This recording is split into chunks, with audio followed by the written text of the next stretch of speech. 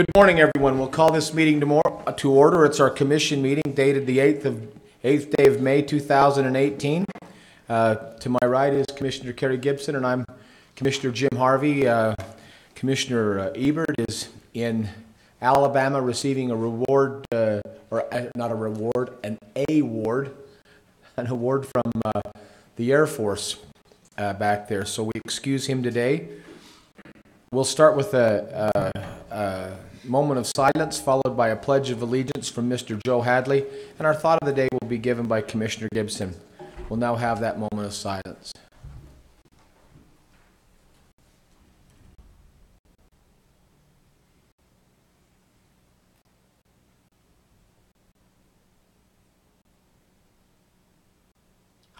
Thank you, Mr. Hadley.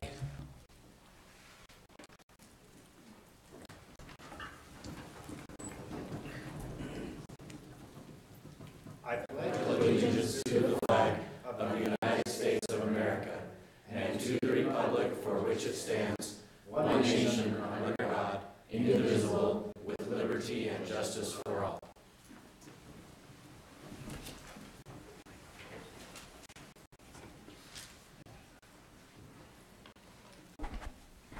So, as with all good things, we learned them from Facebook. Facebook told me this morning that today is National Teacher Appreciation Day.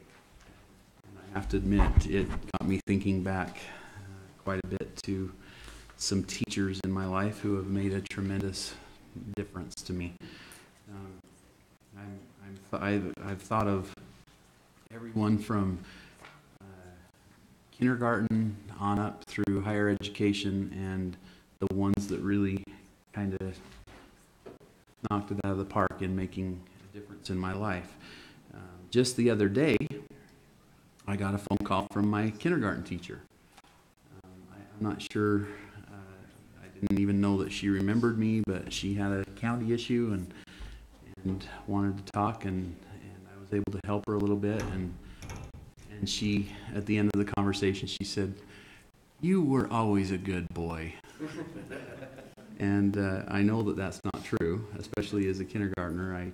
I was not always good, but she made me feel good, and I remember feeling of just thinking back to how she made me feel, the love she had for me.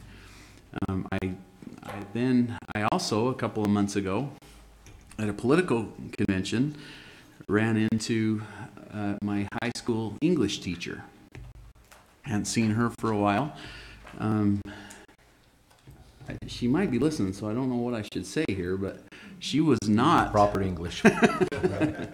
She was not what I, at the time, would have considered the nicest teacher. She was hard-nosed. She was one of those that always expected more of me than, frankly, I wanted to give at that time in that subject. And she gave me a poor grade, which I completely earned, and I had to correct that. And looking back, it took me a few years to recognize the real difference that she made in my life through a completely different approach. I still knew she loved me, and she showed me that even a couple of weeks ago, as she made a similar comment. Not "you were always a good boy." She would never lie, but that she was proud of me and the things that I had been able to accomplish, and she, I think more than anything, took some gratitude in the fact that she had been a part of creating something in all of her kids. And that's the beauty of teachers. What they can really, you always appreciate the professionals, right? The ones who just are really good at their job. But I think that the thing that I appreciate the most are the ones who could see something in us that we couldn't see for ourselves at the time. And maybe 30 years later or 20 years later, you start to get a glimpse of what they saw. So I just printed off a couple of cool little comments that I just want to read a few of them, and maybe someone will speak to you. little bit. William Arthur Ward. The mediocre teacher tells, the good teacher explains, the superior teacher demonstrates, and the great teacher inspires. I had several who did that for me. How about this one? The older I got, the smarter my teachers became. Yeah, my dad too. Let's see. One good teacher in a lifetime may sometimes change a delinquent into a solid citizen. Probably the reason I picked that one out. The calling of a teacher. There is no craft more privileged to awaken in another human being powers, dreams beyond one's own, to induce others a love for that which one loves, to make one's inward present their future. That is a threefold adventure like no other. And finally, I'll just leave with this one. One looks back with appreciation to the brilliant teachers, but with gratitude to those who touched our human feelings. The curriculum is so much necessary raw material, but warmth is the vital element for growing the plant and for growing the soul of the child. And so I could probably count on one hand through all of my educational years the number of teachers looking back that I didn't, that now as I look back didn't truly do their job right, didn't really care about me. I am so grateful that I had so many good teachers who used those specific gifts and talents, and more important than anything, more important than even being the consummate professional, that just loved me and helped me to grow and become the person that I wanted to be. So to all of you out there, all the teachers, I want to tell you thank you for me. Thank you, Commissioner. Appreciate that. Our next presentation will be given by Mr. Sean Wilkinson, the Director of our Community and Economic Development Department. Mr. Wilkinson has a presentation for the Seal of Service Award, which is a service award that we give to those who do outstanding things as our employees here in Weber County. Mr. Wilkinson. Thank you. Good morning, Commissioners. This morning, we have the privilege of presenting the Seal of Service Award to Scott Story in our Roads Department. So let me just read the narrative that I was able to write for this, and then I'm going to turn some time over to Joe Hadley, who is our director out at the Roads Department, and then we'll let Scott say a few words. Scott would probably rather be operating a grader on a mountain road somewhere right now than standing up here, but we're glad we have him here with us. So I recently heard from an Ogden Canyon resident who had a great experience working with Scott Story to remove a tree from the river near her home. She commented on Scott's hard work, kindness, and positive attitude. She told me that her interaction with Scott completely changed her negative opinion of government employees and processes that had been formed dealing with other government agencies on waterline and road projects in Ogden Canyon. She correctly noted that we typically hear from citizens who are upset or have problems to deal with, rather than hearing thanks for great service or positive comments on a job well done. Scott's kindness, positive attitude, and attention to detail were the difference to her and are an example for each of us to follow. I enjoy working with Scott because he wants to do whatever it takes to get the job done right, whether it involves paperwork, snow plowing, even at Powder Mountain on Christmas Day, or paving a new road. Scott has the knowledge, ability, and desire to make good things happen. Scott has provided this kind of service in almost 30 years with Weber County. And while he is the last person that would seek attention or want to be nominated for this award, he is deserving of it. Scott, thank you for the hard work, dedication, long hours, early mornings, and even your sense of humor.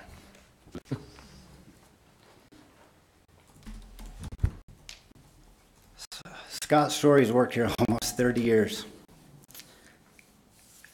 I'm going to get a little emotional. I'm sorry. My word, buddy. For 22 of them, I've worked right along the side of Scott. I can honestly say he's put his blood, sweat, and tears in Weber County. On paper, I might be his boss, but I look up to Scott. He is someone that I've looked up to. He is more than just a coworker. He's a friend. He's a brother. Honest. I look up to him. He leads by example. One aspect of Scott that I really like is, in the last 4 months, I've had to attend a lot of meetings, and I've drug Scott along with me, and there is no guessing on what side of the fence Scott is sitting on. He's not a fence sitter. He's a yes or no. There's no gray area, and I really like that aspect of Scott, and I've looked up to him for a long time, and he's someone that I look up to and want to be one day. So thank you, guys. Thank you. Mr. Story, your time at the mic. It'll be short. Only take 15 minutes. No. So, first off, I'd like to thank Sean and whoever else was responsible for putting me in for this award. And I'd like to thank the commissioners and past commissioners and everyone at the county. My job's been a good career for me. I've really enjoyed the job itself and the men that I work with. I probably spent more time with a lot of these guys that have worked here for a long time than I have my family or my wife. Spent more time with them, and so I want them to know how much I appreciate the group I work with. And sometimes I know they don't believe me, but I do get tired of plowing snow sometimes, and it gets hot sometimes laying asphalt in the middle of the summer. But all in all, I've enjoyed all the years that I've been here. I wouldn't change it. I really just loved I look forward to coming to work still. Even though it's been a long time, I still am excited to do new projects each summer and fix up some of the things, some of the roads or places or drains that need to be fixed. So in all, I really enjoyed my years here, and I try to teach that to my children, that whatever they decide to do, that they really got to like it. So when they get up in the morning, they want to go do that each day. So thanks again for the award, and thanks Weber County for career for myself, and so I could provide for myself and my family, and that's it. Hold on before you go somewhere, Scott. In typical Scott Story fashion, you got up and you thanked a lot of people, your coworkers especially, and I'm glad that you said that you still like coming to work. One of the things I'd like you to do is to take ownership for your own actions, especially today, and I mean that sincerely. You're the reason that today you're being presented that Seal of Service Award. This is because of you and what you have done, the service you have given to many, and I commend you for it. And for those of you that feel like Scott should take responsibility for his actions, would you please let him know we're giving him an applause.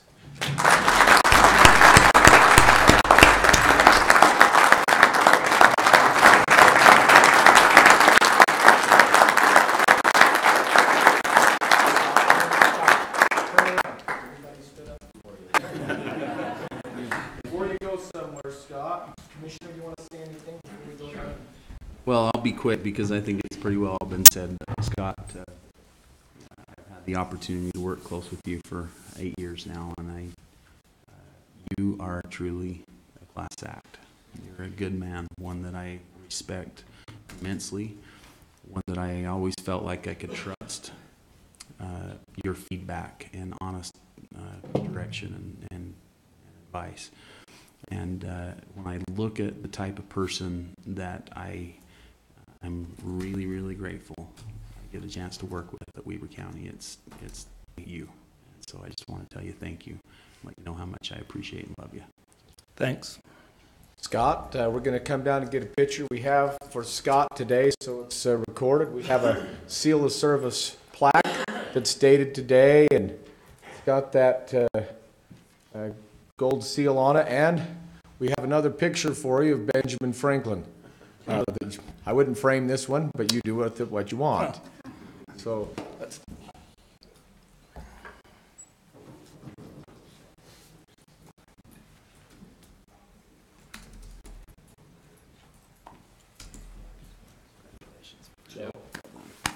You ever done this? No. In fact, we're out of character. Those of you in the road department that are here, will you guys come up?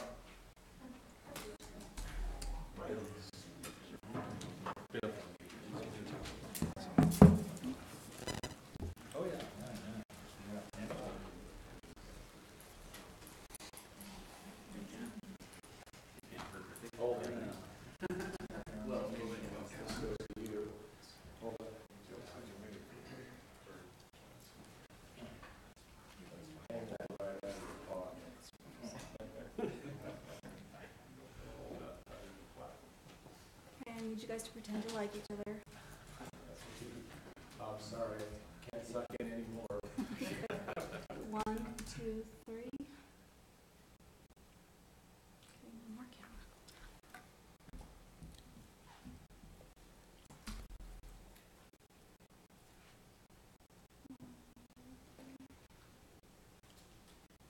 Okay, thank you.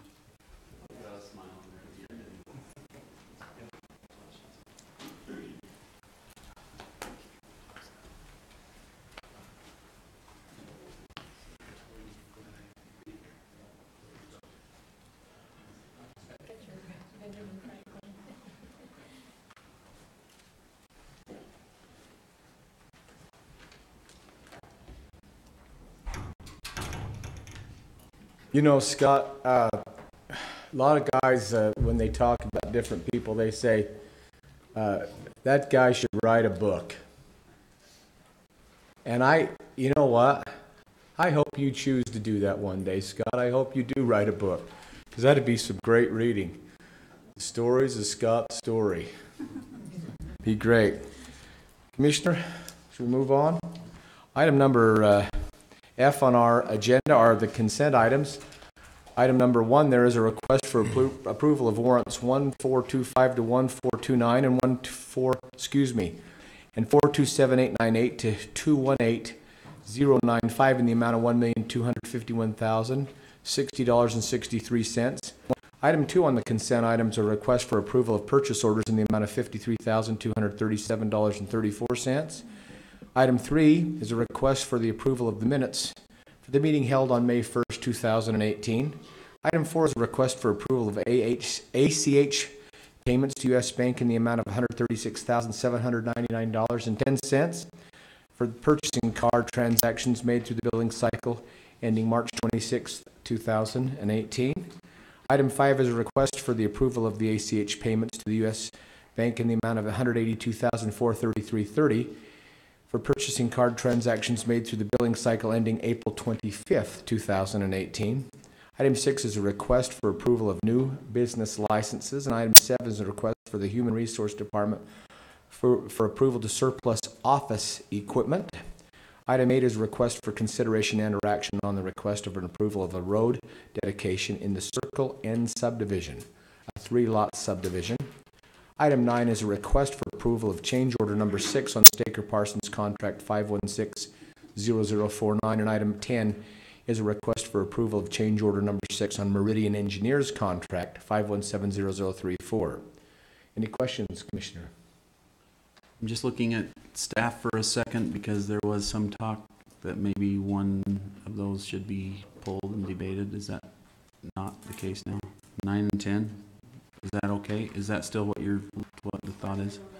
Okay, so Mr. Chair, if we Yes. could move 9 and 10 off and handle them as action items, would Okay. that be okay? That'll be fine.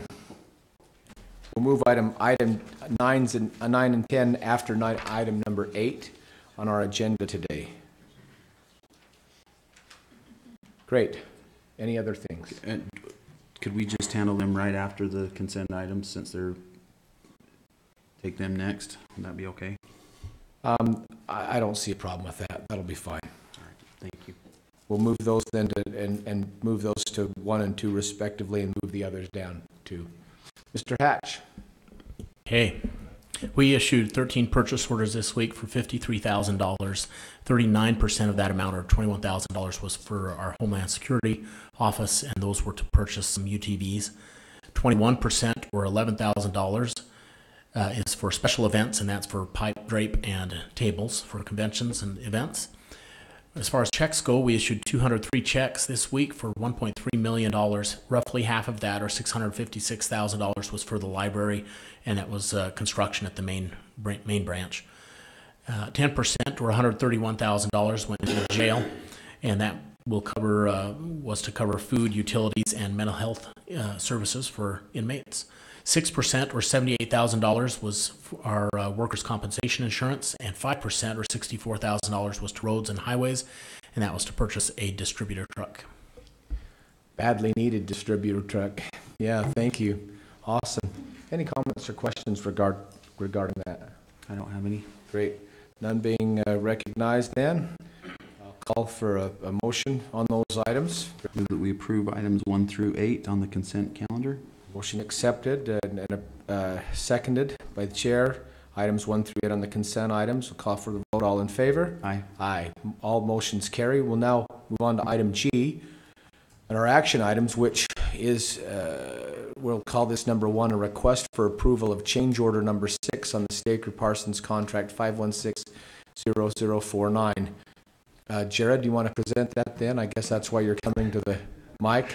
That's correct. Good form. Good morning, Commissioners.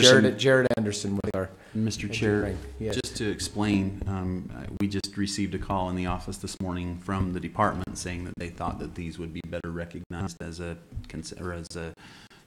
action item instead of a consent item today. So I'm not aware of concerns. I just wanted to respect the will. No, and I apologize. I was just going to mention, Commissioner, that got a new project manager and submitted the change orders as a consent item, and I had to let him know that they need to be action items. And we were okay also to put them off till next week if needed, but I appreciate you moving. The fact that they're listed on the agenda, I think, Brian, we're okay, right? Yes, that's fine. Great. Go ahead, Mr. Anderson. All right, the first one, change order number 6, Staker Parsons contract for the what we call the first phase of 12th Street. This change order has been, normally I just kind of tell you quickly about the change order, but this has been an exciting one. It came into us about 3 months ago, and we've really been working on the subcontractors on narrowing this down. Saved approximately $15,000 to $20,000 on the original change order. We were able to work that down to the amount you see now. So this is more of an exciting change order, but a necessary one. And I think we have one catch basin left. Besides that, I don't think we have any other change orders that'll be out there for this first phase of 12th Street. Very good. Commissioner, any comments? Nope. Appreciate the explanation. With no comments being made, then I'll call for action on the item. Make a motion that we approve change order number 6 on Staker Parsons contract number 5160049. Motion accepted and seconded. No more comment. I'll call for the vote. All in favor? Aye. Aye. Motion carries. Item number 2 would be a request for approval of the change order number 6 on Meridian Engineers contract 5170034. Mr. Anderson. This Meridian, we got them on board to do our project. Double check because we've got a couple of them going at the same time. But 3300 South. They're working on this project. We needed to get an environmental on board. They didn't have an environmental under their group. So this is the environmental work that we need to assess on 3300 South that they're getting hold of. So that's what this change is for. Great, in as much as this is not an action item, so I don't have the link on that. What's the change order amount? I've got it right in front of me. Let me pull it up. $3,250. Very good. Commissioner, any questions? No questions or concerns? I'll make a motion if you're ready. I'm ready. Move that we approve change order number 6 on Meridian Engineers contract number 5170034. That motion has been made on item number 517004 and seconded. If no more question or concern, call for a vote. All in favor? Aye. Aye. Motion carries. Thank you. Thank you. We'll now move on to continue on with our action items. Ms. Hallisey is a request for Weber County Ramp Board for approval of the EASY grant recommendations. We also, before you begin, we also recognize those of you who are from our Ramp Board who are serving here and come to support this presentation. We especially recognize the time and energy you put in on behalf of making this a great thing for this appropriations. Thank you so much for your service. Appreciate you. Ms. Hallisey. Thank you, Commissioners.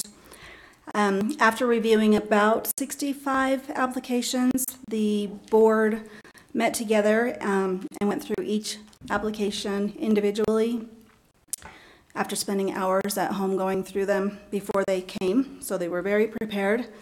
We ended up funding about 33 of the 65-ish that we received.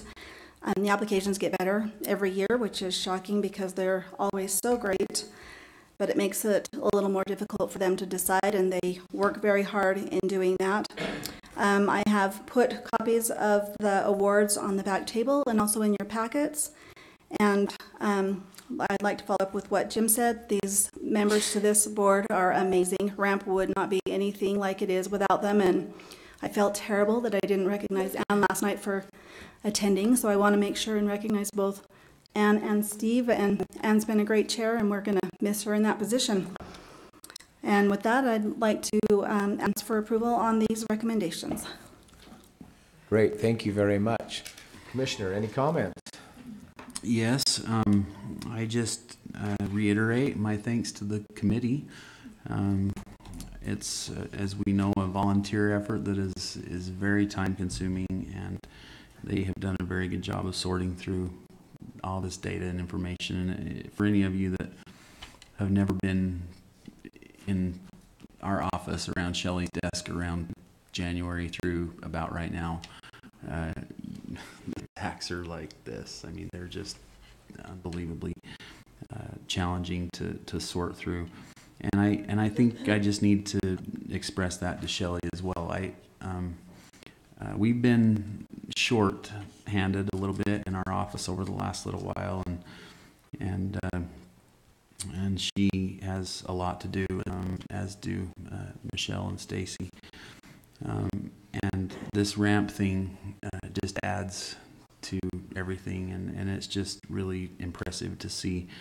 And a little depressing to see what the workload is, Shelley, on you to make sure this is done and all done right. She called me or emailed us Saturday at about, I don't know, 1 o'clock or something like that with agendas, because she had been so buried all week leading up to it that she's in here on Saturday taking care of putting an agenda out, and I can't be more grateful. So I wanted to tell you thank you. This is one of those things that's a true community asset, and it doesn't happen on its own. It happens from a whole bunch of volunteers, and as far as I'm concerned, Shelley, your Saturday work counts as volunteering too, and all kinds of other stuff. And I just want to tell you thank you for that. Thank you. So with that, Mr. Chairman, I'll make a motion that we approve those easy grant recommendations. Motion and seconded for the approval of those easy grant recommendations. If no more comments, I'll call for the vote. All in favor? Aye. Motion carries. Thank you. Ms. Bybee, our next request is for a contract by and between Weber County and Maury Tarbox to be the artistic director for Annie Get Your Gun. Well, yes, she is, well, good morning, Commissioners. Good morning. First of all. She's good morning. Yes, she is good morning. She's awesome. Yes, but she is actually the artistic director for Ogden Musical Theater. So not just for the show Annie Get Your Gun, she'll stay on as the artistic director as we'll move forward with securing the show for next year, which is going to be fabulous. And it's huge, big news as the advisory committee decided on that last night. And we have our director that has already accepted, and it's super, super confidential, big, huge news. You have to come to Annie Get Your Gun to find out. No. So get tickets. They're on sale now. But it's exciting, very exciting. She is, but Maury does it. And Mari's fabulous. And we sought out Mari and asked her, her if, she would come on board as the artistic director of Ogden Musical Theater. And she, took a little bit of time and decided that, yes, that would work for her and her schedule. And we're thrilled to have her. And she's a huge asset and brings a lot of connections in the community in the musical world, surely. So we're lucky to have her. Thank you. Commissioner, any comment? Nope. None being recognized, thank you, Ms. Bybee. Then I'll ask a call for a motion. Make a motion that we approve the contract between Weber County and Mari Tarbox. And seconded. Thank you. Thank you. All in favor? Aye. Aye. Motion carries. Thank you, Ms. Spivey. Our next, Mr. Hadley, is a request for approval of a contract by and between Weber County and Kate Equipment for a distributor truck purchase. Thank you, Commissioners. So what we have is a contract for a purchase of a used 2016 distributor truck. It is to replace our 1986 model. I'll repeat that, 1986 model. We have been leasing one for Can't get any more life out of that 30-year-old truck then, huh? 32-year-old It truck. served its purpose. It came with Scott. But we're not gonna, we don't want to get rid of Scott, though. We've been leasing one for the last 3 years for around $13,000. We only get the truck for 4 weeks. So the problem is if we get bad weather or something breaks down, we don't get to utilize the truck in that 4 weeks. So we looked into buying one. We could buy one for an annual payment of $17,368. So it's $4,000 difference. We get to utilize the truck when we want, however we want. So it's an all-around no-brainer, I think, for us. So. That's fantastic. Thank you. Commissioner, any comments on that? Just that the truck's leaving about 20 years before Scott. Yeah, that works out. I'll make a motion that we approve the Thank you. contract between Weber County and Kate Equipment. And seconded. If no more question or concern, I'll call for the vote. All in favor? Aye. Aye. Congratulations. You bought a truck. Thank you. Page 2. A request for approval, and this is Mr. Olson.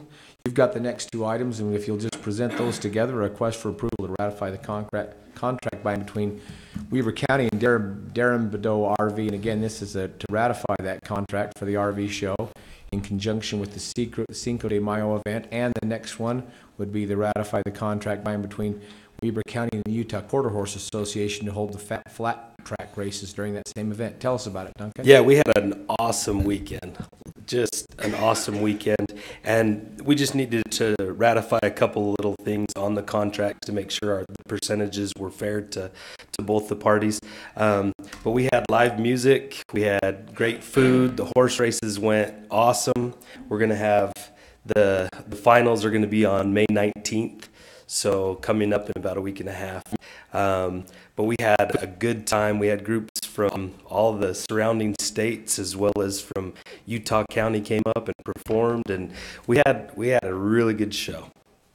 There are with one of them, especially the quarter horse, there's added money that goes into these events because Utah doesn't have any parimutuel betting, so Yet. corporate sponsors come through with added money. How much added money were added to that? So last year the final total for the finals was $76,000 was the winner. I know that they're pretty close to that same number this year, but then there's 3 or 4 other races that carry $5,000 to $10,000 with them as well. So over $75,000 of added money are contributed by local people or organizations to perpetuate horse racing in a non-parimutuel state. It's pretty amazing. It's super amazing. Great. Commissioner, any thoughts before I entertain a motion? Actually, I have a question, Okay. but it's on a slightly... I'll ask it after we They do don't the race motion. cows, okay? After we do the motion. I'm sure they do somehow, somewhere. I'm going to stop there. I'll make a motion that we approve ratification of the contract between Weber County and UQHR. Okay, that's the second one. Oh, that was the Can I second get the one for yeah, and Darren Beddoe RV sales, Weber County and Darren Beddoe. So there'll be 2 contracts on that. Tomorrow, item 4 and 5 on the back side of the agenda. So we have a motion for Darren Beddoe RV sales, and then also a motion for the UQHA or the UQHRA. Perfect. So a second on both those contracts. If no more discussion, I'll call for the vote. All in favor? Aye. Both of those carried. Now comments, Commissioner. How many people do we expect at the barrel races tomorrow? At the barrel races tomorrow, it's always hard to say on barrel races on our Wednesdays. We have. What would you usually have on a Wednesday like that? What do you think? Probably 100 to 200 that roll throughout the day. 2 years ago, it averaged between 130 and 160, depending on the week. But as this gets closer to the summer events, it's going to be on the high side or even more. Yeah, I would agree. So what about at a particular given time during the event? You're fishing for something. Go ahead. I know, I'm trying to figure out what it is. Just curious. 100, 150. Okay. You know, they come and go. There's some that show up just for the time onlys and get their horses worked, and then there's other that are a part of the association and compete. Okay. All right. Thank you. You're right. I have to report to someone that asked me the question, and I just. But I think it's also good to let people know how well attended these events are and how important they are to our economy. Yeah, we had over 2,000 people just for the races in the Cinco de Mayo. That's not including the people that showed up for the RV sales. And so we had that as well as an ultimate frisbee tournament and a basketball tournament going on. And so we had about 5,000 people on the grounds during the day on Saturday. So Fantastic. it was awesome. And to tie our previous two presentations in with your comment, where do horses go when they're done with the track? Not all, but some of them go to... That Maverick on 4th North is pretty busy. No. But I mean, where do the horses go? The horses themselves go, and they go to run barrels, don't they, Joe? A lot of them still go to run barrels. Yeah. And that's why the girls that participate in barrel racing in northern Utah are considered woofy, which is a term used as very fast barrel racers. They're woofy. And so some of the top competitors in the country live and participate right around here in northern Utah. Some of the fastest times posted anywhere in the country are right here in northern Utah, which is another little interesting factoid. Absolutely. So, great. Appreciate that very much. Thank you. Thanks to you, Mr. Olson.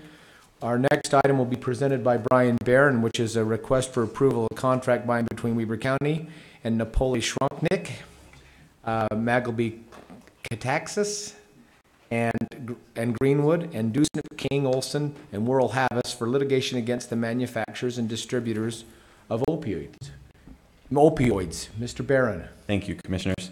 I don't have much to say.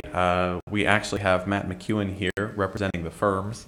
But before he presents, I just want to say that I had the opportunity to sit in on the review committee that looked over the proposals that were submitted to the county to represent the county in this litigation. And we had a lot of really well-qualified firms, a lot of good proposals.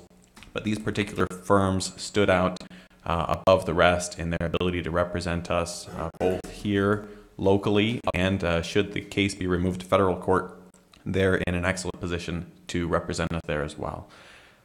So I'll turn the time over to Matt McEwen to present and answer any questions that you might have about the contract. Thanks, Commissioners. Appreciate the chance to be here. Unlike some of the other contracts that have been awarded, this doesn't cost the county any money, which is a good thing. The fee is a contingent fee agreement between the firms and the county, wherein we only get paid if the county recovers in this litigation.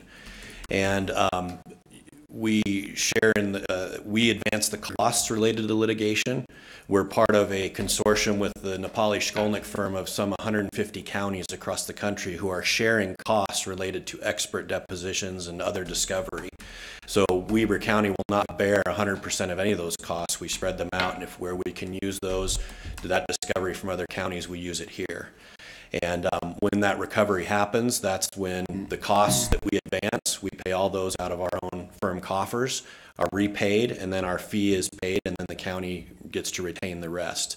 We've been very careful with crafting our complaint. Our lawsuit is 240 pages, and we've already filed on behalf of Tooele and Summit, and we've been very careful to not expose the county to any reciprocal attorney fees provisions. There's a lot of statutes and codes that say if you prevail, you can seek attorney's fees from the other side. And we've crafted the complaint and the causes of action so that There's only one that has that kind of a provision, but it says if the cause of action or claim is found to be warrantless or baseless. And based on the fact that this is already going on the fast track in the MDL in Cleveland, there's almost no likelihood that the claim would be found meritless against these companies. So we feel it's a good, fair contract with the county, and I welcome any questions you might have. Thank you. Commissioner, any questions? I just a couple of comments, maybe some questions in there, but this has been a long time coming. I think we passed this resolution towards the end of the year, right? And no, it was actually in November. We had hoped in January to have some action. It turns out it's difficult, right, to procure appropriately this kind of stuff. And like you said already, just a ton of different ins and outs of statute that become very important when we're doing something of this significance. And I am comfortable with the procurement process that happened with this particular contract. It's I think it worked the way it was supposed to work, and I you know, I mean, frankly, it's not one of the firms that I had seen at the first that I thought we might end up with, and so it's I think, but going through that process, I think put us in a position to be in the right place at the right time. I am grateful, and I think it's a positive move that there are other counties within our immediate region that are in the same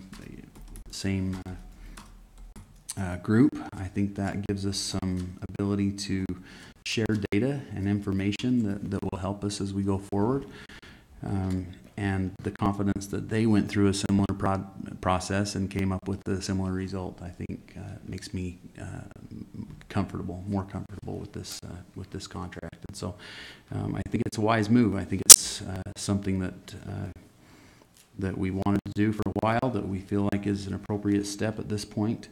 I just bring it back to these individuals and the immense cost that is really hard to quantify, but possible. And I think that's going to be the challenge: is our community trying to figure out what those costs to our society are, and holding some people accountable. So I want to tell you thank you, and hope that, assuming that the contract passes, I don't see why it wouldn't, but welcome aboard, and thank you for your willingness to help us with this. Thank you. You make a great point about the cost to your county and to the citizens. And amongst the damages we're going to try and recover is education for the citizens, for the doctors, for the medical professionals. Definitely we want to see a change and a cultural shift in the way we look at these drugs that have usefulness for 2 to 4 weeks for acute pain. But beyond that, we have to be very, very careful. And so we're members of your community. I'm from Layton, work out of Salt Lake City, so we're in the fight with you, and we're happy to be a part of it. Thank you very much. I have no questions or just belabor this, and so if there's nothing else, then I'll entertain a motion. I'll make a motion that we enter the contract between Weber County and Napoli. No. Let's no, please. No, please. Bail me out here. Okay. Go ahead.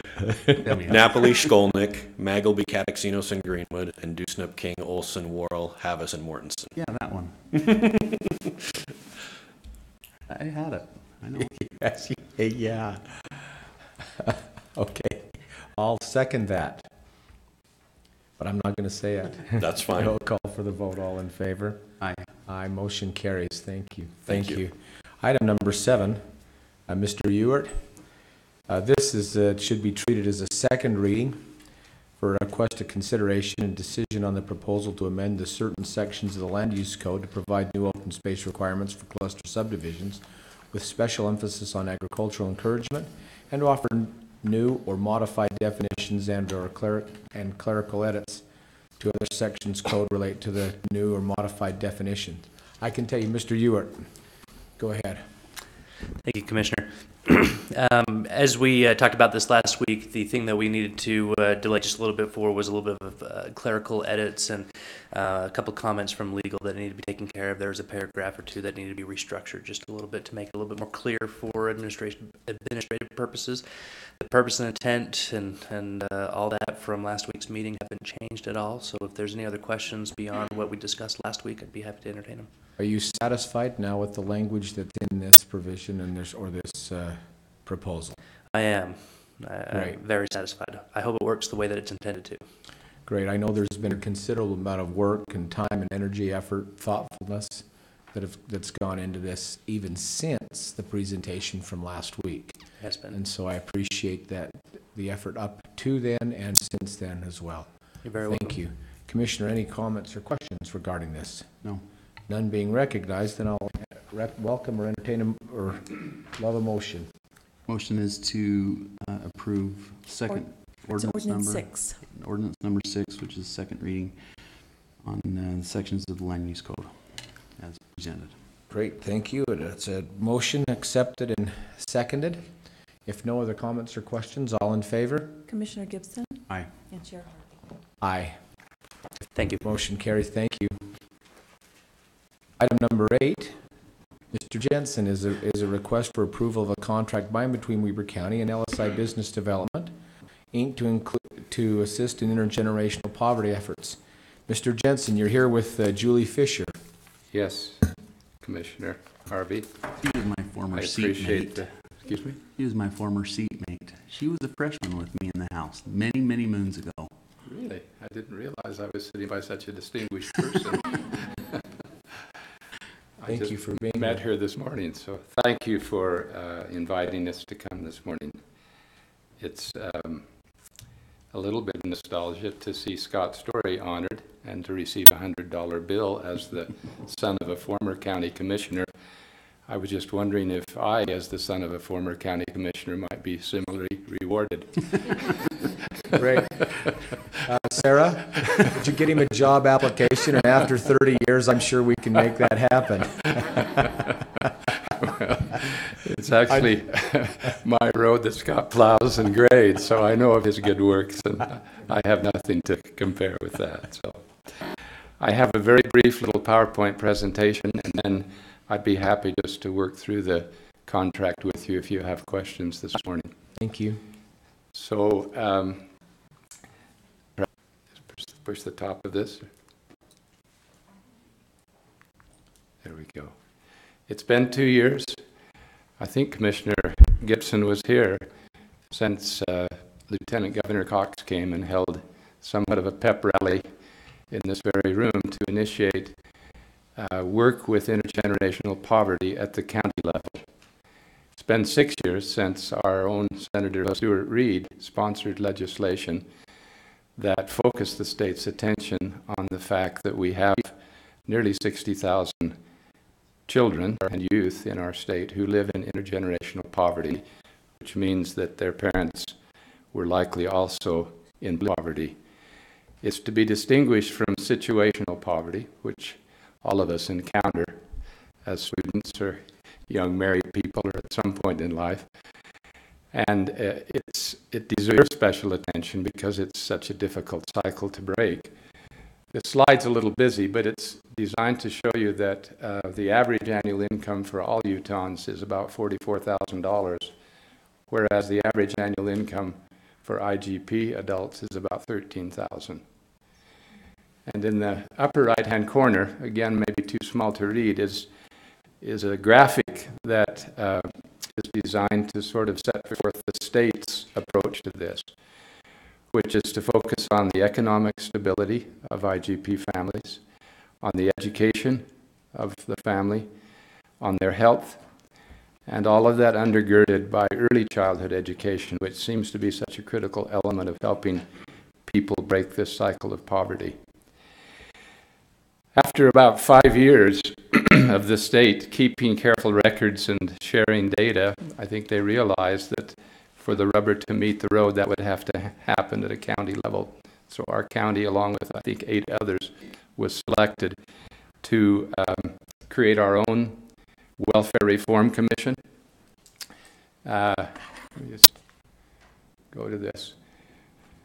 Our own Welfare Reform Commission, which was established about 1.5 years ago. At the time, Commissioner Ebert had the laboring oar on this and has served since then as the chair of this oversight committee, which consists of members of county departments such as Workforce Services, the Health Department, Human Services. It includes the superintendents of both school districts. And I sit on the committee as well as the chairman of the under committee there, which is the Intergenerational Poverty Advisory Commission. These mirror actually entities at the state level. That's where we get our direction, and we get an annual report that keeps us abreast of what's happening statewide. But we're left to work at a county level to gather our own data and to make sure the work gets done. So the initiative that we have been hoping to initiate or to begin has to do with the selection of a pilot group of 50 families where we can zero in and bring these families into contact with a navigator, a mentor, an intervention person of some kind. In our work so far, Commissioners, we have identified a wealth of resources in the poverty area. There are actually about 175 different organizations and agencies in Weber County that offer services to the poor. They are, though largely uncoordinated, quite siloed, often competitive with each other, not only for clientele but for money. So I think the key role that the county can provide here is leadership and provide coordination and bringing the resources together. And we've got to begin somewhere, and our thought is we'd like to begin with a pilot of about 50 families. And I can, let's see. Whoops. This shows our county and shows an area concentrated here in Ogden City, actually, where partner agencies are already at work. United Promise Neighborhood is something being carried out by the United Way. IHC has recently initiated a study called Utah Alliance, which is focusing on identifying the determinants of health, physical health and mental health among poor people. And what's the third agency here? My eyesight's not good enough to see that far away. Ogden Can, which is a recently established agency headed by professors from Weber State University that again is zeroed in on these inner city neighborhoods and is working on housing and education and health. So our thinking is that under the structure that we have with Welfare Reform Commission creating policy for the county, chaired by a commissioner, with the advisory committee providing sort of the contact with not only the poor population, but with the agencies and individuals providing services for the poor, we can facilitate a program involving mentors. Some of those will come from these existing agencies. Some of them would have to be hired and trained. And so there's a great need. We're to the point where we can't move forward actually without having some kind of facilitating person or agency in the middle of all of this. And that's the intent behind this contract, proposed contract with LSI. Their chief party actually isn't Julie, but is a woman named Melissa Freegang, who has been working actually in poverty activity here in the county for several years, and who has been assisting us largely uncompensated for the last 1.5 years or so. She has the contacts, the connections, the expertise, And with the additional resources of LSI behind her, I think this is the ideal entity for us to proceed with and to try to create a pilot program, get into these homes, introduce them to a human face who cares for them and who has the ability to introduce them to the services that are there, lift their sights, show them how they can acquire the power of self-determination, acquire dignity, resiliency, and help ensure that there's access and equity for them in their lives. And if that pilot program goes forward like I think it will and can, over time we would expand that in a very calculated and careful way. The money requested under this contract certainly isn't all we're going to need. So one of the chief purposes that LSI would fulfill would be to write grants and secure funding.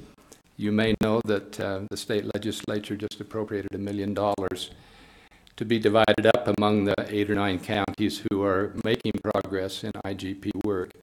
Our hope would be we would write a grant and secure some goodly portion of that.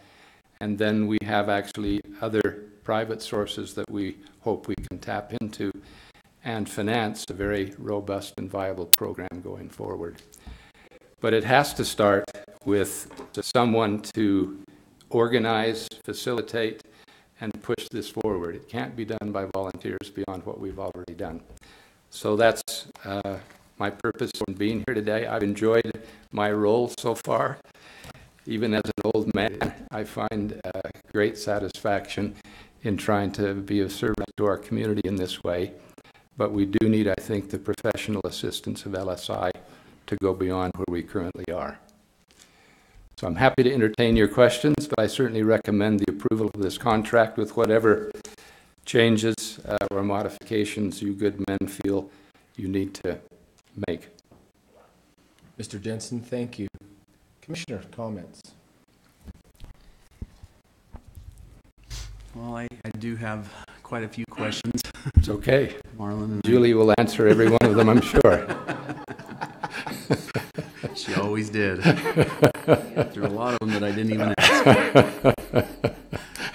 She was a tremendous legislator. I appreciated working with her and has done many good things since then. So I appreciated your historical recollection of how this came to be, Marlon, and I am grateful.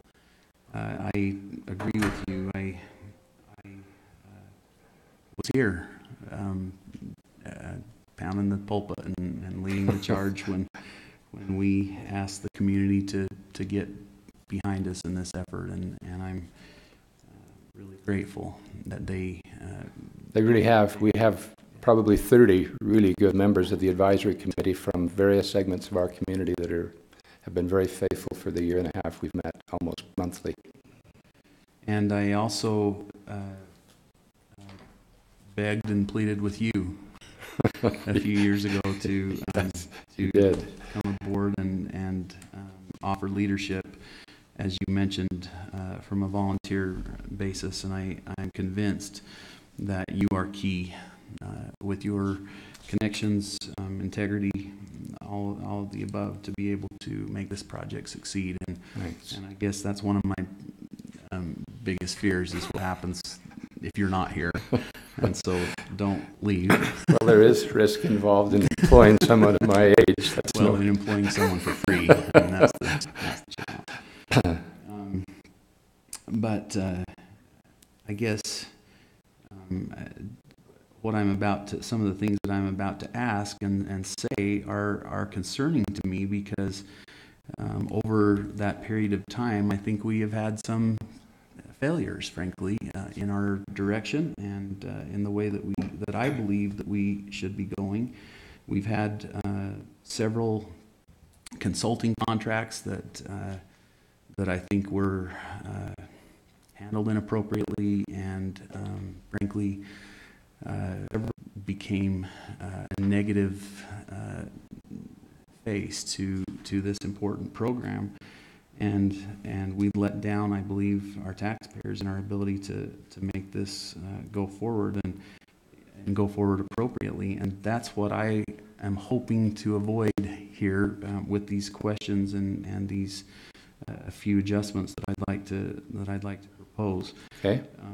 I don't want to blame any of that on any particular person. I just want to avoid these occurrences in the future, and I'm somewhat hesitant to even bring it up because, in all honesty, my questioning of some of these in the past started a really difficult period for me in this office, and that isn't over yet. And I'm concerned, but at the end of the day, I feel like it's my duty to represent my constituents, even when it's hard, and to be able to look myself in the mirror and make sure that I'm being true to the things that I believe. So I need to kind of just go through a couple of lines in the contract and have you help me understand, and maybe you can clarify, maybe you can maybe I'm missing something, and maybe there are things that we can adjust. And let me back up before and also say that I do believe that LSI is a good fit here. I've known these individuals and this company. I think they're a great group of people. And again, as I mentioned with the earlier contract that we talked about, I am grateful that we've been through a transparent procurement process that tells us that this is a good fit. I know it's not. I know we didn't receive other applicants, but again, that's okay. I mean, the process was followed. It was followed appropriately, which is one of the real concerns that I've had in the past, and I think the results bore those out. So please, Julie, as I ask these questions, don't take any of them personally as far as towards LSI, because these are things that have been concerns of mine that I want to make sure we address as we go forward. So on in the first page, it talks about services by contractor, and there are several references like this throughout the contract, Marlon, that talks about basically how LSI is to be directed and how the contract is to be administered. And a lot of times we see things like at the discretion and direction of Weber County, like in that first or section 1.0. Mm-hmm. What does that mean to you? What does it mean that Weber County, and let me just give a teeny bit of background again, this is a side contract, so it doesn't fit into a organizational structure within the county where there's a department head and a process to go through to get somewhere. So I always worry when I see the direction of Weber County. Well, through what process? How do you see Weber County giving direction to LSI throughout this process? Very good question. The way I would see it is that the county would be involved in this work by and through the Weber County Welfare Reform Commission, which is an established entity. I don't know, I know there was has been discussion about providing county ordinances to actually formalize the existence of both the Welfare Reform Commission and the Weber County Intergenerational Poverty Advisory Commission, but that may still be a legal loose end. I'm not sure. Have we ever done that, Brian? Have we ever created an ordinance around that? Not to my knowledge, but that's something that we could do. I know it's been discussed. So if that were done, or if it isn't done, the commission still exists, and it is chaired by a county commissioner. So I think it is actually by and through that entity that this contract would be administered. And one of the requirements here is that there be at least quarterly meetings facilitated by LSI with both the Welfare Reform Commission and the Advisory Committee. So at least quarterly, there would be a chance to check on the progress being made and to call LSI and Ms. Free Gang to account. So I think there is accountability possible through the existing structure. And probably if the contract were more particularly worded, it might say that by and through the Welfare Reform Commission. I don't know if, until it gets legally established, if the contract could run directly to that commission, but that's a possibility. At least that's the way I see that being carried out. At the end of the day, I think it's important to have the accountability with the commission, but I do like the idea of the commission having direct impact on the day-to-day operations of the contractor. Just because I think that offers an opportunity for lots of voices, lots of minds working together, and what I really think that we need to avoid is a situation where the contractor is basically responsible to one person, and that one person can direct the spending of this resource without other elected officials being aware or knowing. I think that's a challenge for me. So I'd like to see some kind of a connection there where obviously we need to have commission approval on certain things, or commission, some kind of a commission liaison, no question. But I also believe that I don't know, I'd like to see some connection to that committee. I don't know if it needs to be memorialized or if in consultation with or ratified by, or I don't know. What are your thoughts, Brian? Yeah, if I can just chime in here, I think that we could specify in the contract that we wanted the Welfare Reform Commission and the Advisory Committee to administer this contract on behalf of Weber County. But on the other hand, it's kind of nice to put Weber County in the driver's seat and to say this contract is administered by the county, and that way you three commissioners can make the decision administratively as to who you want to administer the contract. If you want the committees to administer it, that's fine. If you want to assign it to a department, that's fine as well. But it leaves you in control of overseeing who is administering this contract on a day-to-day basis. Are the commissions are Weber County commissions, right? They're appointed by Weber County, so they could be part of the process. If we say Weber County, they could still be part of that process, correct? They could be, yeah. So I don't know if I have an answer to that, to be honest. I hate to take it away from the elected body, but I want to have that input at some point from those who are working on it day to day.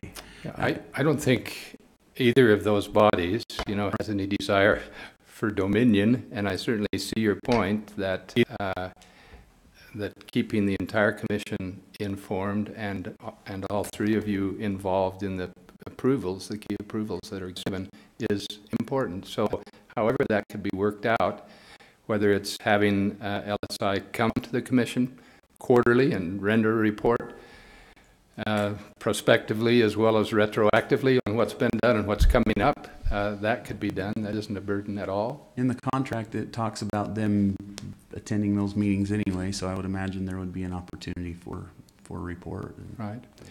Julie, come up here and join me, because you may have, out of your experience, suggestions. I'm not Melissa Gang, but no, I think absolutely that that quarterly report would suffice, or if you want to create, I like your suggestion of having wanted to make it a legislative commission so that it is directly, there is an obligation to come and report. Okay. So. Let's think about a few of those as we move forward. Okay. Let me move on a We're little open bit throughout the contract. Any solution you come up with. It isn't an issue for us. Absolutely. That's the thing. We would be very open to whatever solution because the transparency is as extremely important to us as it is to you. Agreed. Okay. Next question is on the next full paragraph after the bullet points, where it says LSI will, and I'm trying to, one of the challenges with this contract to me is I'm having a hard time understanding exactly what LSI is going to be doing. I know they're going to facilitate and those kinds of things, but where it says LSI will assist in grant writing, and then it lists the continuation of those things that I would kind of assume that they would be the primary. Is it true that they would be the primary grant writer, the primary proposal development capture strategy? Isn't that more of a? I mean, I want to try to figure out what our additional cost is going to be as a county to provide these things if they are in a more not supervisory, but more of a assisting role. I think LSI would be. I'm not LSI. I'm a good friend of LSI's. LSI would be the primary grant writer in some cases. For instance, there will be an RFP issued soon by the state concerning these intergenerational poverty funds. LSI would certainly be the primary grant writer for Weber County in that instance. But there may be other cases when for instance, some of our partners, like the Boys and Girls Club, may be writing a grant where LSI would have knowledge and ability, and they would assist them with their grant because that money would come into the IGP community and pool. So actually LSI will be doing both, leading out in some cases, assisting in others. So again, if that wording needs to be tweaked, it's good for us. Can you figure something out for me to say basically there that they would take the primary role, basically, that they would be, that's who we're talking about, would be doing the grant writing, the proposal development, capture strategy, granting, something different than assist. To me, assist lends itself to that they would maybe be in a secondary role of some kind, and I just... And that's one of LSI's specialties, is doing this grant writing and proposal writing, so maybe that was just... I don't know if there's a nuance to that. I think it's being a former legislator, I know will assist has quantifiable means, so we can look at that and try to decide what that needs to be. Because I do think that is one of the real needs, especially grant writing, one of the things that would make a big difference. And I will say that LSI has a deep level involvement. Melissa has multiple areas where she is in contact, where she is aware of grants, and so I will have to find out if her intent was to, does she need some help from the county to write those grants? I mean, it could require a little bit of a partnership. I know we specialize in writing grants, but I don't know if she's going, I think that language is written that way so that if we need the expertise of somebody from the county, we would have that option to use that expertise.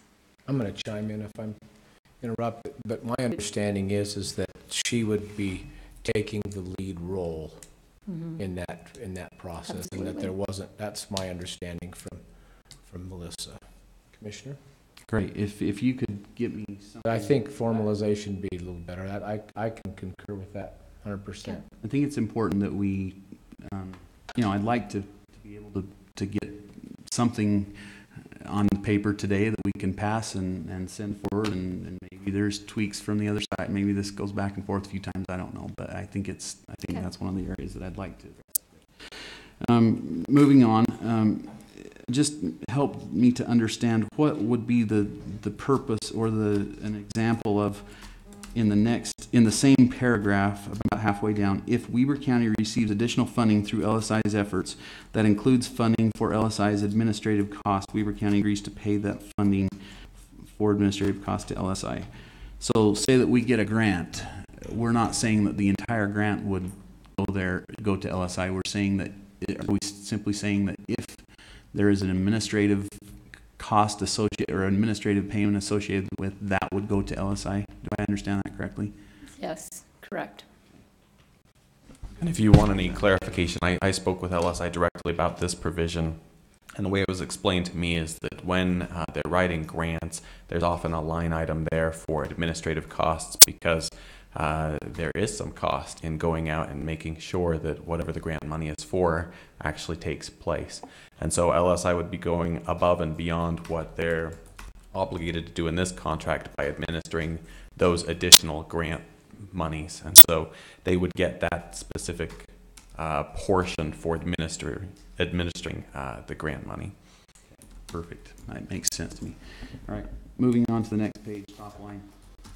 LSI will provide representation at local, state, national meetings, conferences, webinars, panels. Again, back to my first comment, when requested by Weber County. I would like to see some kind of a process in which somebody is Weber County, whoever that is, would have some input or determination.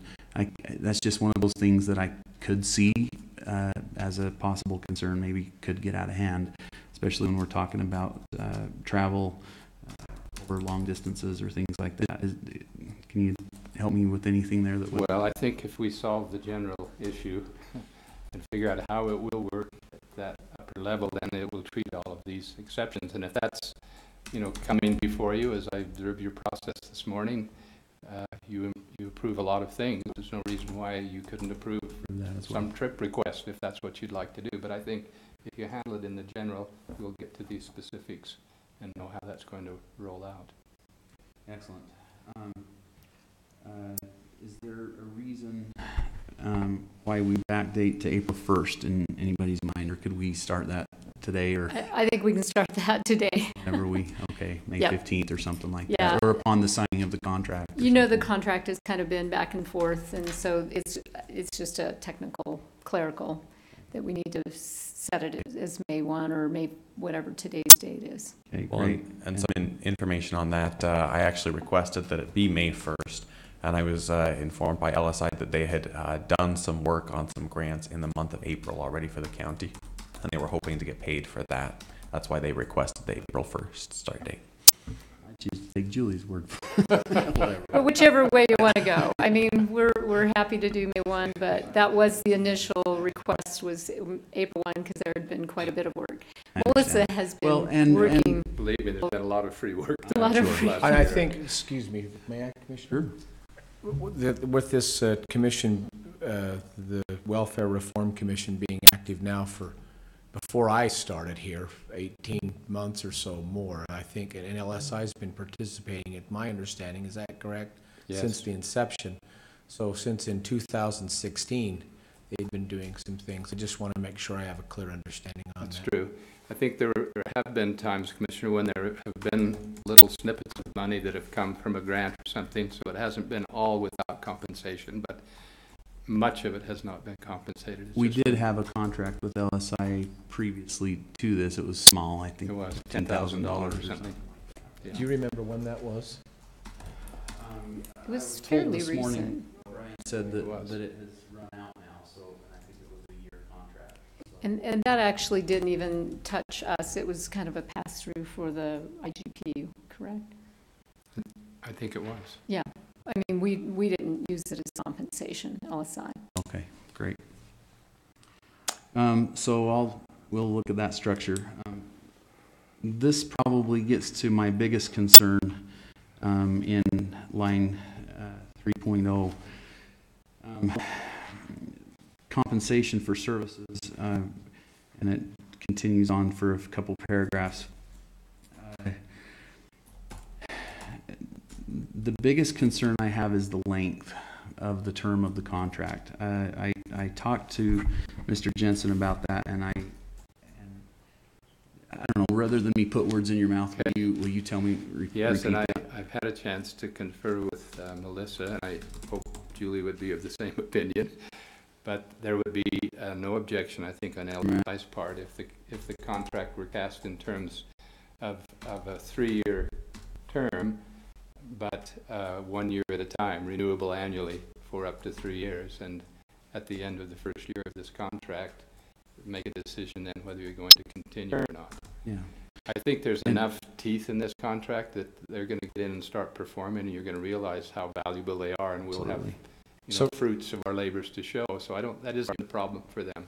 So that I might understand, you're talking about a 3-year contract, but a 1 year with the renewable 2 and then renewable 3. Is that what, does that meet your? So my concern is that we have the opportunity to evaluate successes, as you said. I think we may very well see that they exceed our expectations, but that we have the opportunity to evaluate those frequently. And sometimes a long-term contract like that it makes it hard to do so. And so, yes, I would propose, and let me back up. The reason for the 3 to begin with that I was compelled by your statement is that this intergenerational poverty concept is something that changes.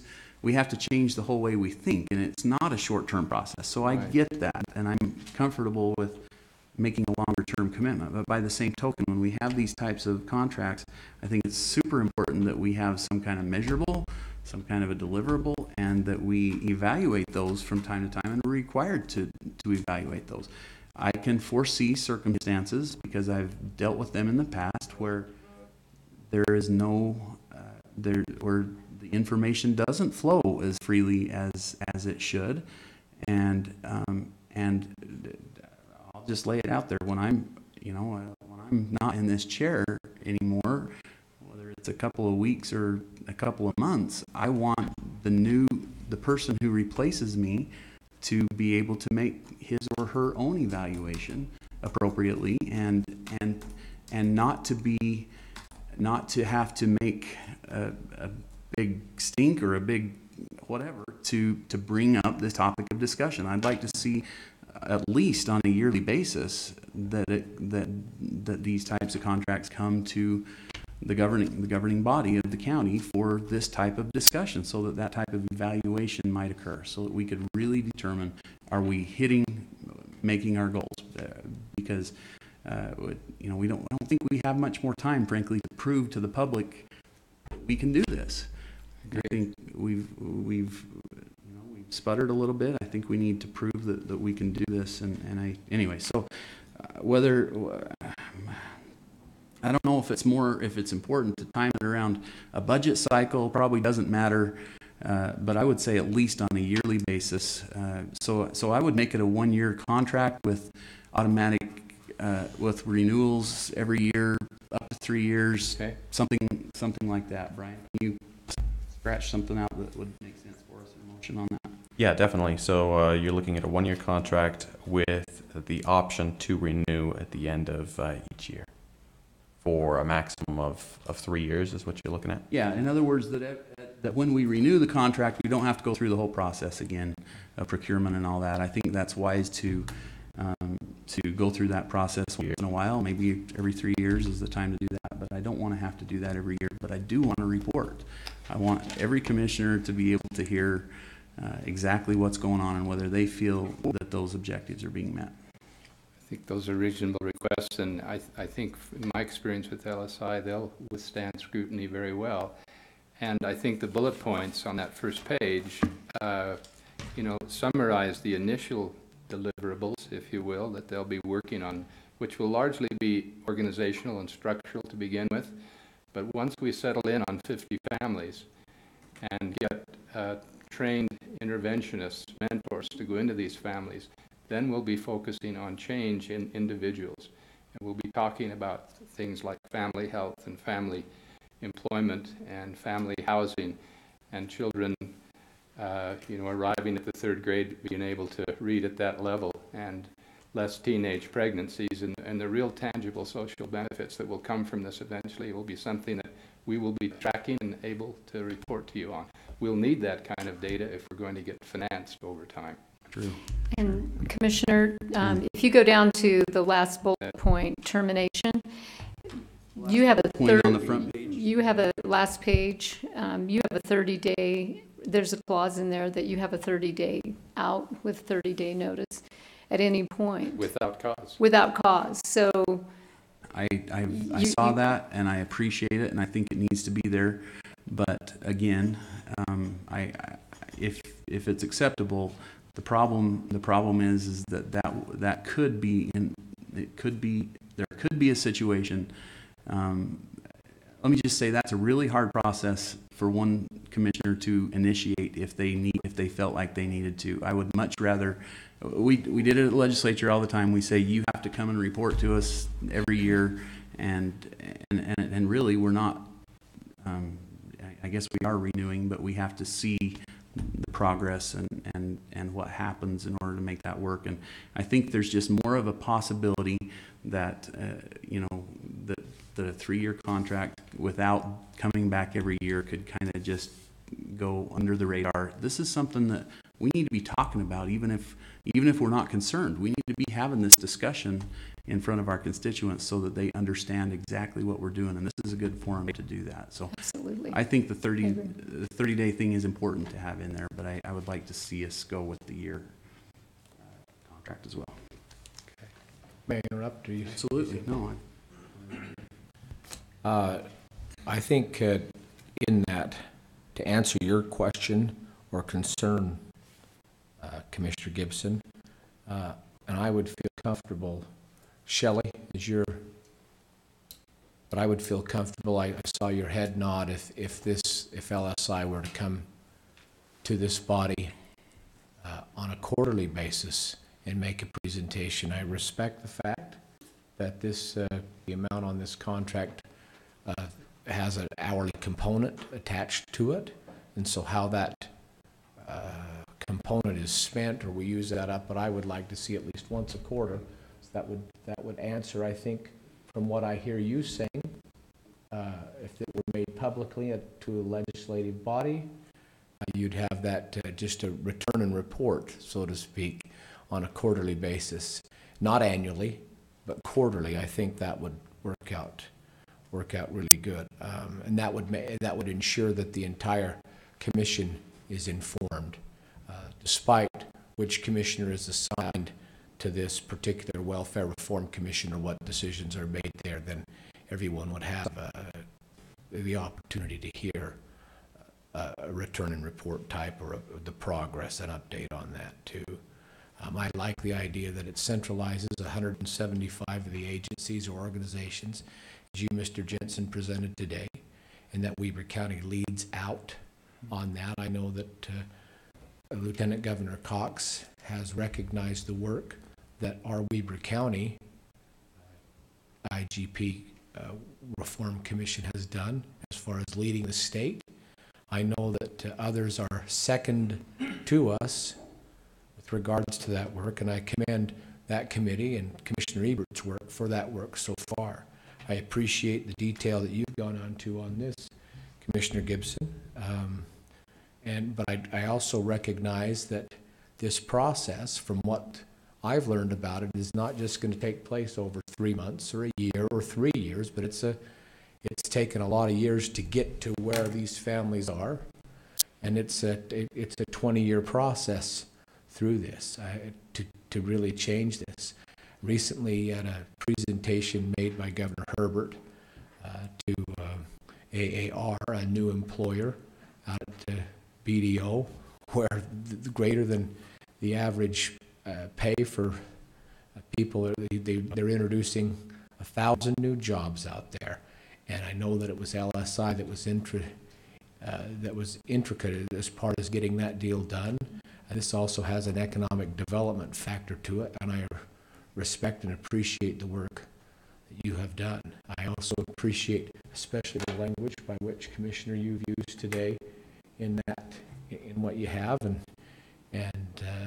I think it's a positive move forward for Weber County. It's a collection, basically, Marlon, is because you said, Commissioner, it's not formalized. I would like to, Brian, I think there is a need to formalize this Welfare Reform Commission into a group, that the commission picks those appointees.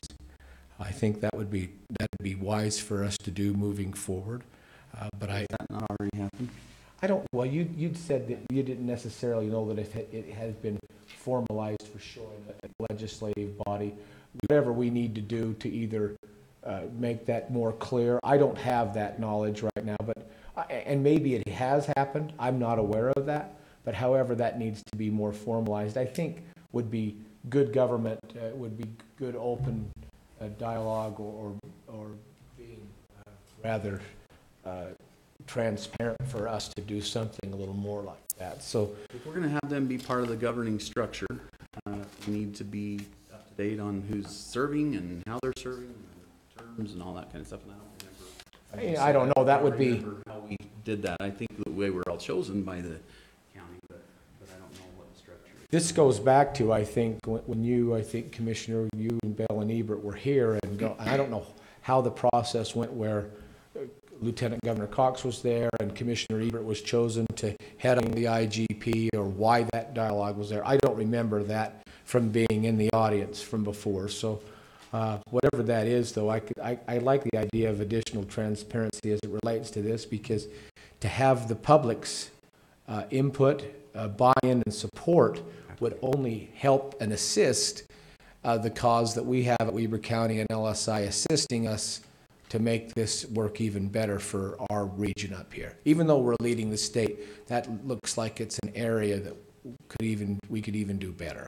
So Brian, unless you have some more comment, I think you asked Commissioner a way that a motion or something could be worded or crafted or created. I have 5 concerns that I've counted, and I'm happy to propose language to try and resolve those concerns today. You can pass the contract subject to revisions being made, or we can put this on hold. I can meet with Commissioner Gibson, try and resolve these concerns, and we can put the contract on again next week or at some future date.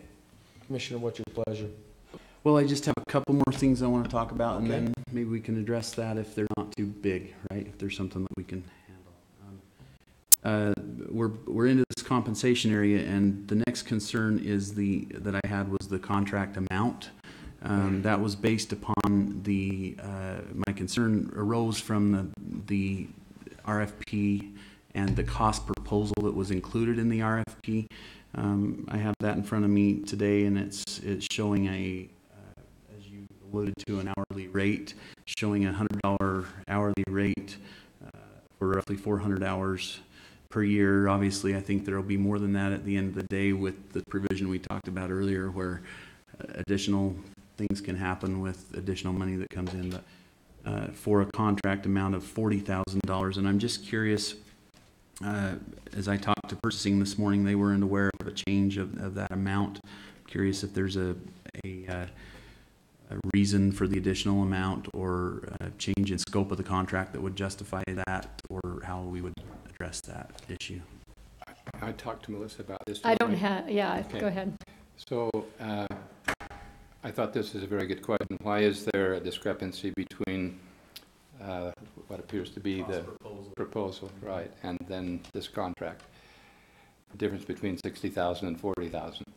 The reason there's a difference is because the original RFP asked for a 4-month period of service from December of 2017 to February of 2018. And they were going to render that at the rate of $10,000 a month, and it was to include a so-called IGP lab or conference symposium, which was hosted up at Powder Mountain by the Summit Group, which eventually went forward, but LSI contributed its services to that. It was not compensated at all. So that explains the difference. It was for 4 months, and then in the negotiation of this contract, it became obvious that they needed to turn this into a longer term, now annually, but 3-year term. And it looks like the hourly rate got increased. Isn't the rate now 125 as opposed to the 100? I don't know. Well, that's the math of it. That's the math of it. So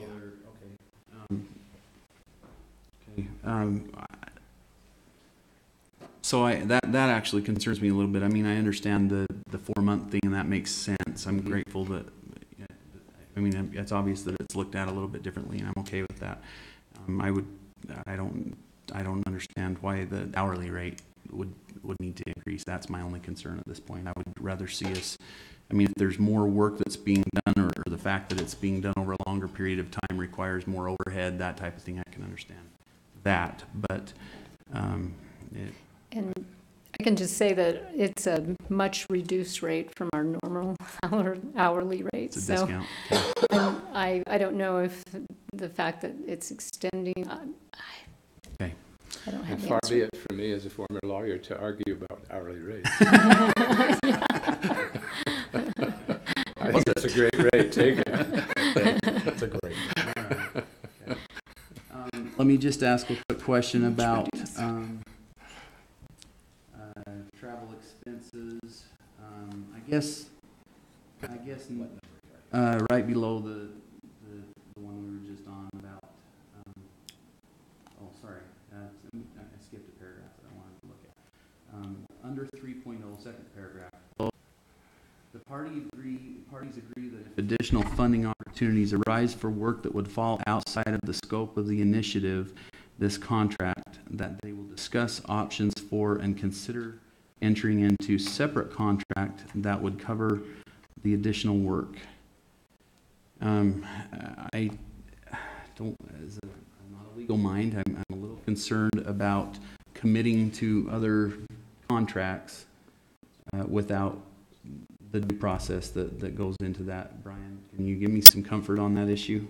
Yeah, I'd be happy to comment on this. So the initial draft of this contract spoke to the county and LSI entering into additional contracts if additional work came up and it didn't fall within the scope of this contract.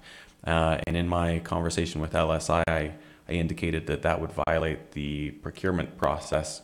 And so we agreed on this language that doesn't obligate the county to hire LSI. It uses some softer language.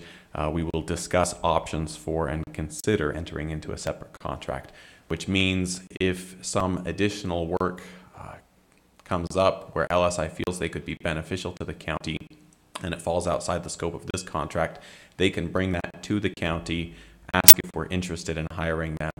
We could create an RFP for that and collect proposals and decide who we wanted to hire. LSI would be a candidate that we would definitely consider in that process. So that's the intent of this paragraph. And I'm okay with that paragraph if that's what it means. I just don't want to commit in any way to not going through the process. I think, again, as we see the work that LSI does, I think it will be apparent that they're good at what they do and they'll probably be able to win those bids. But I would like to make sure that we're not prohibiting our ability to go through that process. So I don't know if we need to amend something, but I would certainly like to state for the record that I would like to make sure that we put additional contracts out for bid. We actually go through a process in doing that. Yeah, and that's the intent behind that soft language. Discuss options and consider entering into a separate contract. Okay, perfect. I think Brian's done a good job of protecting the county. Among ourselves, we call those weasel words. He's called them soft, which is a better way to describe them. But it's a nice way of saying, yes, we'll talk to you, but nothing's set in concrete. So great. I think you're in good shape. It is anticipated that the majority of LSI services will be local. Any travel-related expenses will be billed as actual for expense reimbursement with corresponding receipts. Travel will only be incurred at the request and approval of Weaver County. I think that just goes back to my original comment. As long as we have some kind of a structure where that can be vetted, right. I'm okay with that. All right, I'm trying to get you out of here. It's almost noon, and I apologize. I think that's all, Brian, for right now for me. If you would just run through the concerns that in a succinct way that I had brought up and tell me what you think how we could do to address them. Helpful.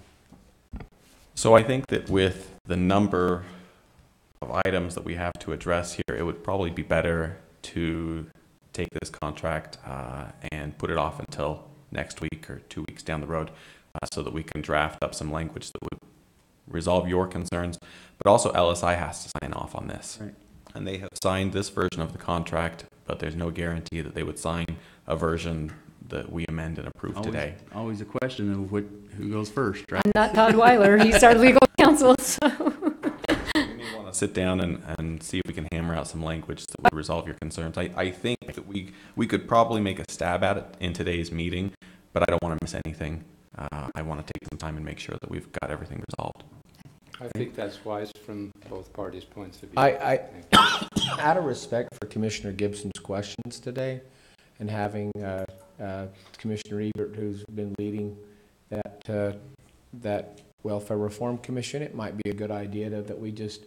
I appreciate that you've been able to go through the contract and address those concerns now. I think it's good to get that language. Brian, if you'll get that language, then back to the commissioners so that we're comfortable with it, then on to Todd Weiler or to you folks at LSI and move forward.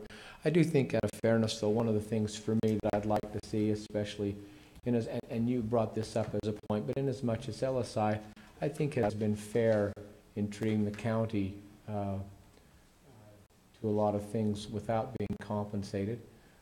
You know, there's a more kind of a goose, so to speak, at the end of this, but I think going back to that April 1st, if you could agree to that, Commissioner, in as much as if we table this for a week or two to get the language done, we move back and put that back to April 1st.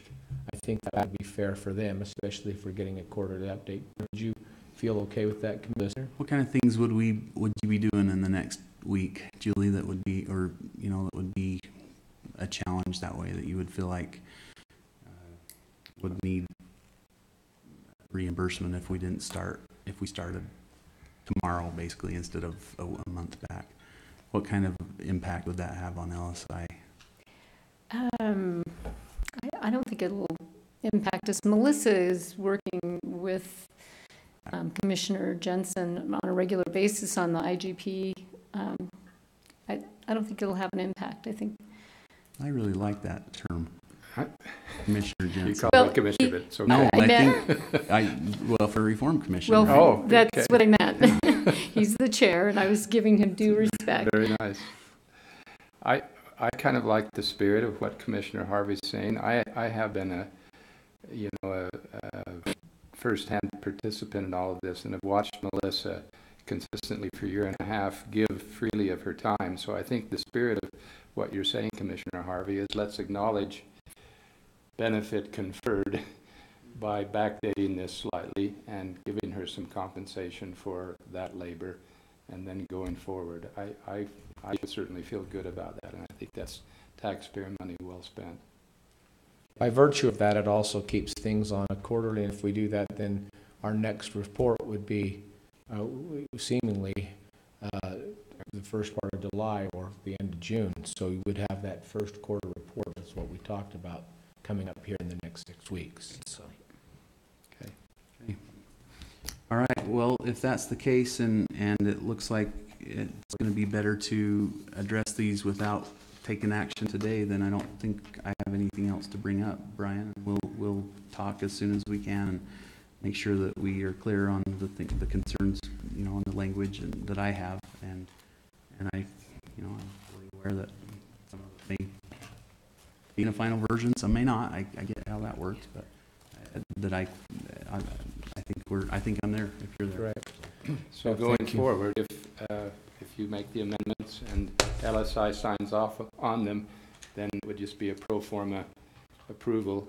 I wouldn't need to appear again, and probably they wouldn't either. You could just consider it. And well, Marlon, you probably, with your new work contract in Weber County, I am expecting you to go to the Human Resource Department to start your 30-year career. It's on the 3rd floor of this building. We want to get you that seal of service and that Benjamin Franklin for you. I could sure use it. Brian and Cortland and Chris need a deputy civil attorney. Well, look, there's more openings coming available. Would either of you like the presentation that was up on the? We have it electronically. I would like it in hard copy. Hard copy. Thank you. Thank you. Thank you. Thank you for your time and your long suffering. Happy to do it. Great, so there'll be no action on this last item then. We'll have now comments if those would like to address the commission. Limit your comments to 3 minutes. None being recognized, Commissioner? Make a motion that we adjourn. So moved, and we are adjourned. Thank you.